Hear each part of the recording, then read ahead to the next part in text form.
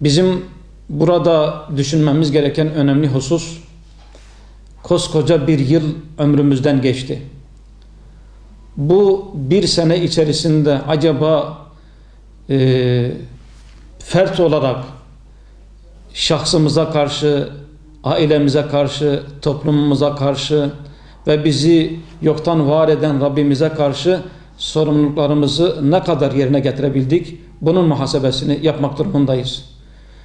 Ve her zaman olduğu gibi kişi kendi nefsini hesaba çekmeli.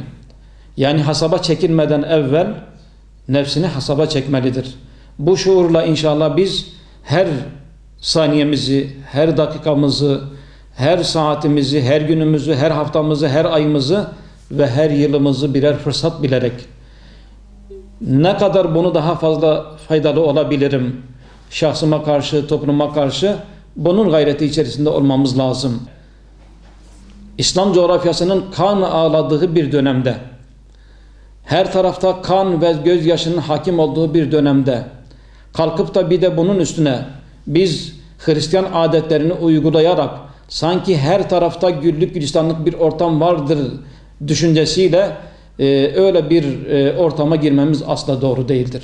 Biz her saniyemizin hesabının sorulacağının şuurunda hareket ederek inşallah o geceyi bir nefis muhasebesine dönüştürerek gelecek yılımızın ne kadar daha iyi geçmesini, İslam ümmetinin içinde bulunduğu bu dar boğazdan, bu sıkıntıdan kurtulması için üzerimize ne gibi vazifeler düşüyor? Bunun muhasebesini yapmak durumundayız.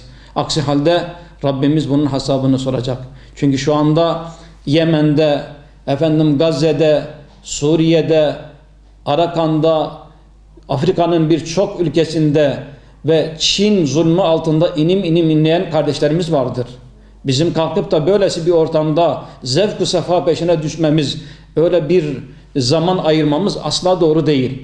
Onun için biz 2 günü aynı geçen zarardadır şuuruyla hareket edeceğiz ve inşallah hiç ölmeyecekmiş gibi dünya için gayret edeceğiz. Yarın ölecekmiş gibi ise ahiretimiz için çaba sarf edeceğiz. Ve bu şuurla hareket etmek durumundayız. Ve tekraren söylüyorum, miladi yılbaşının Müslümanlarla hiçbir ilgi alakası yoktur. Sadece ömrümüzden bir yeri geride bırakıyoruz. Ve Müslümanların asıl yılbaşı Hicri Muharrem ayıyla başlayan yılbaşıdır. Müslümanlar o günü bayram içerisinde, sevinç içerisinde karşılamaları lazım. Ama maalesef o günü, o mübarek yılbaşını birçok Müslüman habersiz bir şekilde geçiriyor. Bu da üzüntü ve esef verici bir durumdur. Öyleyse yeniden kendimize gelelim ve yeni yıla şu düşünceyle girmemiz lazım. Rabbimiz bu yeni yılı ister hicri yıl olsun ister miladi yıl olsun Müslümanların yeryüzünde yeniden güç ve kuvvet bulmalarına vesile kılmasını Cenab-ı Hak'tan niyaz ediyoruz.